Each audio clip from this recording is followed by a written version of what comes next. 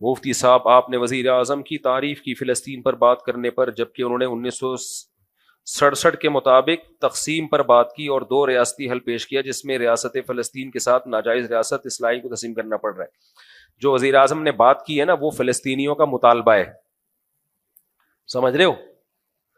تو مدعی سس گواہ چس بننے کی کوشش نہ کرو۔ اگر یہ اس طرح سے حل ہو جاتا ہے، ان پہ ظلم رک جائے گا اور ان کو بھی ایک آزاد ریاست مل جائے گی، تو یہ تو پہلے فیصلہ ہو چکا تھا۔ تو یہ some thing is better than nothing. ابھی جو حالات چل رہے ہیں، اچھا جو لوگ مشورے دے رہے ہوتے ہیں نا، ان کے بچوں پہ بھوک اور افلاس آئے، پھر ہم پوچھیں گے کہ اب آپ مشورہ دو، آپ کا کیا خیال ہے؟ وہ کہیں گے جس طرح سے جوڑ توڑ کر کے بھائی یہ ظلم ختم ہو، ہم راضی ہیں۔ تو دوسروں پہ جو گزر رہی ہے نا، ان کے حقائق کو، گراؤنڈ ریئلٹی کو سامنے رکھ کر فیصلہ کرو۔ اور اسرائیل کبھی بھی اس حل پہ نہیں آئے گا، کیونکہ اس میں اسرائیل کو نقصان ہے۔ تو اسرائیل یہ اس حل جو ہے نا، جو 1967 سے پہلے کا جو اسرائیل تھا، وہاں تک چلا جائے، اسرائیل اس کو نہیں مان رہا ہے۔ تو آپ وہ باتیں کر رہے ہو جو یعنی جو عملی طور پر ممکن ہی نہیں ہے۔ تو اس لیے وہ بات کرو جو فلسطینیوں کے حق میں ہو۔ دیکھو میں آپ کو ایک بات بتاؤں، ابھی اس پاکستان میں سیاسی اکھاڑ پچھاڑ چل رہی ہے۔ جیسے جب عمران خان کوئی اچھا کام کرتا تھا، مخالفین نے کیڑے ہی نکالنے تھے کہ نہیں نکالنے تھے؟ ہر اچھے کام کو گھما پھرا کے غلط قرار دینا تھا۔ تو ہم نے ہمت کی، ہم نے عمران خان کے اچھے کام کی تعریف کی۔ تو اب یہ کام موجودہ حکومت کے ساتھ ہو رہا ہے۔ موجودہ حکومت سے ہمارے بھی درجنوں اختلافات ہیں، لیکن اگر کوئی اچھا کام کرے تو ہمارے پی ٹی آئی کے جو دوست ہیں وہ بیٹھے ہوئے ہیں توپے لے کے۔ میں کہتا ہوں یہی تقریر عمران خان کرتا تو واہ واہ ہو جاتی، بلے بلے دیکھو کیا زبردست جاندار تقریر کر کے آیا ہے۔ تو مجھے یہ ایسا لگ رہا ہے کہ یہ ذاتی بغض اور ذاتی انا کا کچھ مسئلہ زیادہ بنا ہوا ہے۔ تو پھر بھائی ہم لوگ نیوٹرل ہی رہیں تو اچھا ہے۔ میں تو یہ بات کر رہا تھا بھائی، ہم نے ہماری پالیسی ہے کہ کوئی بھی اچھا کام کرے گا ہم اس کی اپریشیٹ کریں گے۔ تو جب عمران خان نے کیا تھا ہم نے سلوٹ کیا، شہباز شریف نے کیا تو ہم اس کو بھی سلوٹ کر رہے ہیں۔ تو اس نے اچھی بات کی۔ اب اس پہ کچھ لوگ اعتراضات کر رہے ہیں، یہ تو اسرائیل کو تسلیم نہیں کر رہے۔ فلسطین کی باقاعدہ ایک پاورفل ریاست جس میں بیت المقدس کس کے ہاتھ میں ہوگا؟ فلسطین کے۔ تبھی اسرائیل اس سجیشن پہ قطعاً راضی نہیں ہے۔ وہ جو حل پیش کر رہا ہے، وہ اس حل میں تو یہ ہے کہ بالکل فلسطینیوں کو نہتا کر دیا جائے۔ تو اس کے مقابلے میں یہ جو بات کی ہے یہ بہت جاندار بات ہے، اس پہ قوم کو اپریشیٹ کرنا چاہیے۔ تو اپنے ذاتی اختلافات کو ایک طرف کر کے، سمجھتے ہو کہ نہیں سمجھتے؟ بعض لوگ تو یہاں تک بات کر رہے ہیں کہ یہ اسرائیل کو تسلیم کرنے جا رہے ہیں، اسرائیل کو تسلیم کرنے جا رہے ہیں۔ ایسا نہیں ہے، پاکستان اسرائیل کو تسلیم کرنے نہیں جا رہا، نہ فوج اسرائیل کو تسلیم کرنے کا کوئی اشارہ دیتی ہے، اور دور دور تک کوئی ارادہ نہیں ہے فوج کا اسرائیل کو تسلیم کرنا۔ بھائی اسرائیل پاکستان کا اتنا بڑا دشمن ہے ہی اسی لیے، بھارت سے اس نے پاکستان پہ اٹیک کروایا اس لیے کہ اس کو پتا ہے کہ کباب میں جو اس وقت سب سے بڑی ہڈی ہے وہ کون سی ہے؟ وہ پاکستان ہے۔ اور پاکستان کے سیاست دان نہیں ہے، فوج ہے۔ اگر سیاست دان ہوتے، فوج نہ ہوتی تو کچھ نہیں کرنا تھا اس نے، کیونکہ پاور سیاست دانوں کے ہاتھ میں نہیں ہوتی، پاور تو فوج کے ہاتھ میں ہوتی ہے۔ عراق میں فوجی حکومت تھی، اس نے گرائی نا، اب سیاسی حکومت تو بنا دی اس نے۔ اب عراق کی ساری پالیسیاں اسرائیل کے حق میں بنا رہے ہیں، بناتا رہے۔ صدام حسین کباب میں ہڈی بنا ہوا تھا ان کے، صحیح ہے نا؟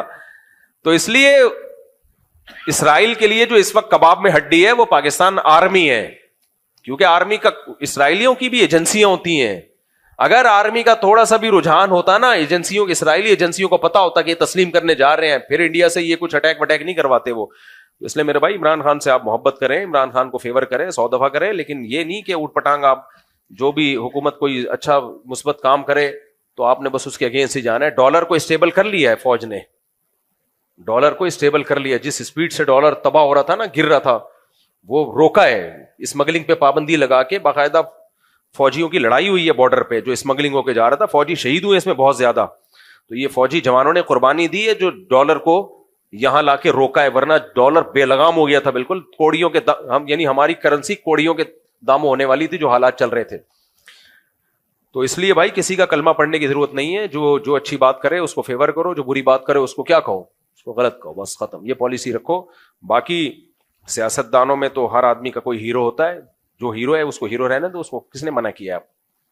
گورنمنٹ کی طرف سے کوئی پابندی تھوڑی ہے۔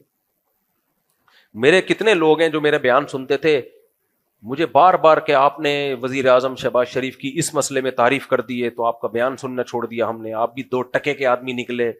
جب میں عمران خان کی تعریف کرتا تھا تو بہت سے لوگوں نے میرا بیان سننا چھوڑ دیا تھا کہ آپ تو خود یہودی ایجنٹ نکلے.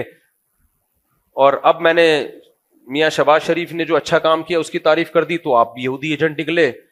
جو ادھر والے ہیں وہ بھی ہمیں یہودی اور بکاؤ, اور یہ والے بھی بکاؤ, تو 4 آپ جیسے چند لوگ رہ گئے ہیں.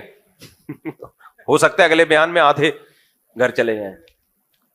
تو نہ اتنی جلدی کسی سے محبت کرو, نہ اتنی ذرا سی باتوں پہ کسی سے بدگمانی کرو. اور علماء کے بارے میں تو ایک بات یاد رکھو, علماء سے آپ دین سیکھنے کے لیے آتے ہو, جائز ناجائز سیکھنے کے لیے آتے ہو. تو میڈیکل سائنس کی وہ کوئی بات کریں, آپ بول دو مفتی صاحب غلط کہہ رہے ہیں. میں اگر بولتا ہوں میڈیکل سائنس یہ کہتی ہے کہ یہ کھانے سے طاقت آتی ہے, آپ بولو مفتی صاحب ہیں, مفتی صاحب نے اس دن جو مسئلہ بتایا تھا نا, اوپر والا پورشن بھائی بنائے تو یہ شرعن کیا ہے, یہ ٹھیک ہے. باقی مفتی صاحب نے جو بتایا کہ گوشت کھانے سے مسل بنتے ہیں, جم جانے سے یہ ہوتا ہے, یہ ڈاکٹروں کی فیلڈ ہے, مفتی صاحب سے اس میں غلطی ہوئی ہے, بول دو, کوئی ایسا مسئلہ نہیں ہے. یہ نہیں بولو کہ مفتی صاحب کذاب, دجال, پھینکو, بکاؤ, مفتی صاحب نے جم والوں سے پیسے لیے ہوئے ہیں تاکہ جم کے فضائل سنائیں.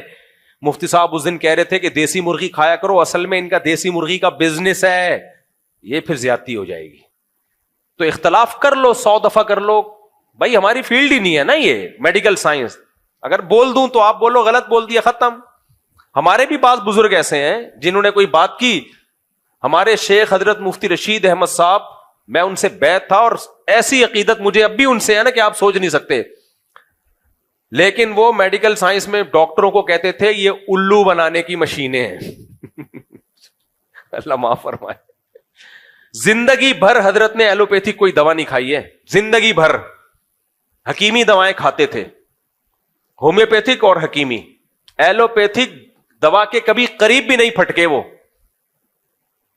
لیکن ہماری رائے یہ ہے کہ یہ ان کی رائے یہ صحیح نہیں تھی, ان سے غلطی ہوئی ہے اس میں. ایلوپیتھک اتنا برا نہیں ہے جتنا ہم اس کو سمجھتے ہیں, بلکہ حکیموں میں فراڈ زیادہ ہے. اور حضرت کی ڈیتھ بھی شوگر سے ہوئی ہے, چیک اپ نہیں کرایا حضرت نے. انہوں نے فرمایا ڈاکٹر کے پاس جانا ہی نہیں ہے, میں گھر میں مروں گا, ہسپتال میں نہیں مروں گا.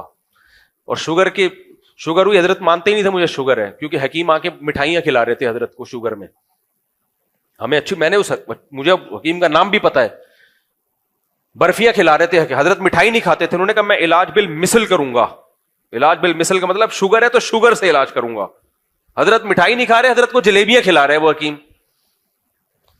تو بھائی بزرگ اپنی جگہ تھے, لیکن ہمارا خیال تھا کہ حضرت کو نہیں تھا, وہ تھے, حضرت کو میڈیکل سائنس پڑھی تھی, حضرت نے ڈاکٹری کتابیں بھی پڑھی تھی, ہومیوپیتھی بھی پڑھی تھی. لیکن کتابیں پڑھنا اور چیز ہوتی ہے, باقاعدہ ڈاکٹر بننا الگ بات. لیکن میں بدگمان نہیں ہوا شیخ و مرشد سے, اب یہ تو جھوٹ بول رہے ہیں معاذ اللہ. نہیں بھائی, وہ انسان ہے یار. جب ہمارے سامنے صحیح مسلم کی ایک حدیث آ گئی کہ پیغمبر صلی اللہ علیہ وسلم نے صحابہ سے کہا کہ نر کھجوروں کو مادہ کھجوروں کے نر کھجوروں کا بھور نہ ملاؤ. صحابہ نے نہیں ملایا, پیداوار کم ہو گئی, کھجوروں کی پیداوار کیا ہو گئی, کم. تو صحابہ نے کہا یا رسول اللہ, ہم نے آپ کے مشورے پر عمل کیا, کھجوروں کے بھور, جو نر کھجوروں کا بھور ہم ڈالتے تھے وہ نہیں ڈالا تو پیداوار کم ہوئی. تو آپ نے فرمایا میں تمہاری طرح کا انسان ہوں, میں جب دنیا کے بارے میں تمہیں کوئی حکم دوں تو تم دنیا مجھ سے زیادہ جانتے ہو, جب دین کا حکم دوں تو اس کو فالو کرنا ہے. تو جب پیغمبر صلی اللہ علیہ وسلم نے یہ بتا دیا کہ بھائی دنیا کی چیزوں کو بتانے میں بشر ہوں تو مجھ سے خطا ہو سکتی ہے, تو مفتی اور عالم کون ہوتا ہے جس سے خطا نہیں ہو سکتی؟ اس لیے میں جو آپ لوگ کو ٹوٹکے طبی بتا رہا ہوتا ہوں, لیمن ڈالو اور اس میں اس دن آیا نا میں نے کہ اس میں شہد ملاؤ اور اس میں لیمو نچوڑو اور لیمو کو پانی کے اندر آدھا گھنٹہ ڈال کے رکھو اور اپنے خرچے پہ, گرمی ہے تو ٹھنڈا ٹھنڈا, سردیاں ہیں تو نارمل پی جاؤ, تو ایسا خاندانی صحت ہو جائے گی. تو یہ ٹوٹکا ہے, ہو سکتا ہے کوئی پی کے انتقال کر جائے. سمجھ رہے ہو, یا اس کو ایسیڈیٹی ہو, تیزاب ہو, پتہ چلا وہ السر اس کا کینسر میں تبدیل ہو گیا, کیونکہ لیمن تو السر میں نقصان دیتا ہے. تو ایسے موقع پہ یہ نہیں بولو مفتی صاحب قاتل ہے, جھوٹا ہے, اس کے کسی درس قرآن کی کوئی حیثیت نہیں ہے. دنیا یہی بولے گی بھائی مفتی صاحب نے ایک اپنے تجربہ بتا دیا, آپ ڈاکٹر سے پوچھ لیتے, حکیم سے پوچھ لیتے, اگر وہ بتا دیتا کر لیتے, نہیں کرتا نہیں کرتے, تو مفتی صاحب کوئی حکیم تھوڑی ہیں. یہی بیلنس بات یہی ہوتی ہے نا, عمل کرنا ہے کر لو, نہیں کرنا ہے نہیں کرو. تو اسی طرح سیاست میں بھی جب میں کوئی بات کر رہا ہوں تو اس میں سیاسی بات ہے بھائی, اس میں ایک رائے ہے, آپ مان لیں مان لو, نہیں ماننا تو اس کا درس قرآن یا فتوے کے غلط ہونے سے تعلق تھوڑی ہے. ایک صاحب نے حضرت مفتی تقی صاحب کے بارے میں کہا کہ انہوں نے سندھ کے گورنر کی تعریف کی ہے. حضرت مفتی تقی صاحب نے گورنر سندھ کامران ٹیسوری کے بارے میں کہہ دیا کہ حضرت عمر کی سنت کو زندہ کیا ہے نا, وہ راتوں کو جاگتا ہے. اب ہو سکتا ہے دن میں سارا دن سوتا رہتا ہو,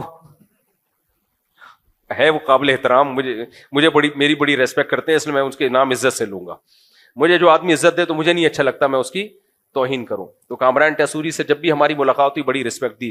اب اچھے ہیں برے ہیں یہ ایک الگ بحث ہے, ماضی کیا تھا اللہ عالم, لیکن کام اس نے کراچی کے لیے بہت کیے, اس کا میں گواہ ہوں. کام واقعی اس نے کراچی کے لیے بہت کیے ہیں کامران ٹیسوری نے, اس کا میں چشمدید گواہ ہوں. تو اب مفتی تقی عثمانی صاحب نے کہہ دیا کہ یہ حضرت عمر کی سنت زندہ کی ہے, تو اتنے لوگوں کے میرے پاس میسج آئے, مفتی تقی صاحب تو ایسے. میں نے کہا یار اتنے بڑے عالم نے ایک اسٹیٹمنٹ کہی ہے, ساری زندگی کی عقیدت ایک جملے میں اڑا دی آپ نے. کوئی کہہ رہا ہے بکے ہوئے ہیں, کوئی کہہ رہا ہے حکومتی وہ ہیں, کوئی کیا کہہ رہے ہیں. یہ تو ہماری قوم کا مینٹیلٹی ہے.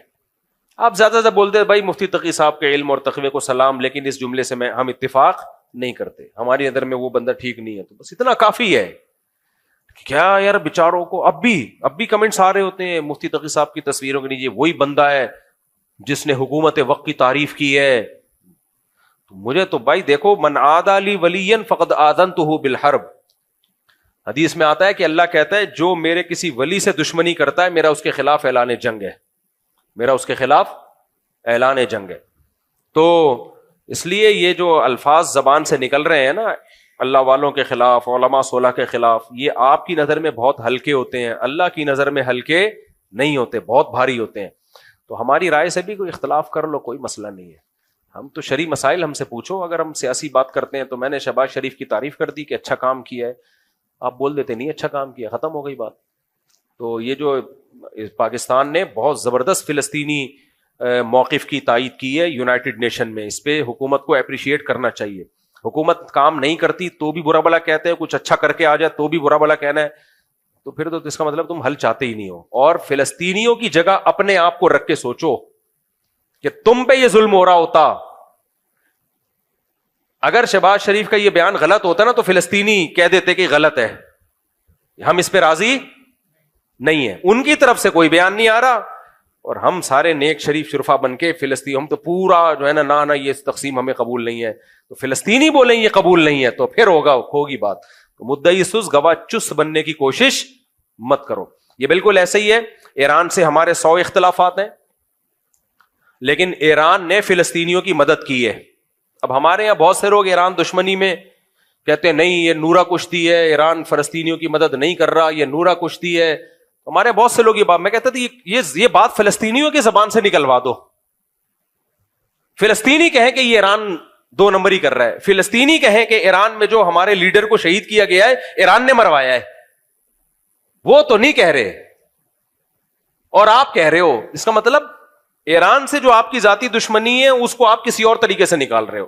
تو ایران کوئی شریف شرفا ملک نہیں ہے, میں کوئی ایران کی تعریفیں نہیں کر رہا, بہت سے جرم ایران کے کندھے پہ بھی ہیں, لیکن جتنے ہیں اتنے ڈالے جائیں, جو نہیں ہے وہ نہیں. ایران نے فلسطینیوں کی بے تحاشا مدد کی ہے اور اس مدد کے صلے میں ایران کو قربانی دینی پڑی ہے, بھگتنا پڑا ہے. ایران میں میزائل آ کے گرے ہیں, ان کا آرمی کا آفیسر شہید ہوا ہے, تو یہ ساری قربانیاں فلسطینیوں کی مدد کی وجہ سے دی ہیں ایران نے, تو اس میں ایران کو اپریشیٹ کرنا بنتا ہے.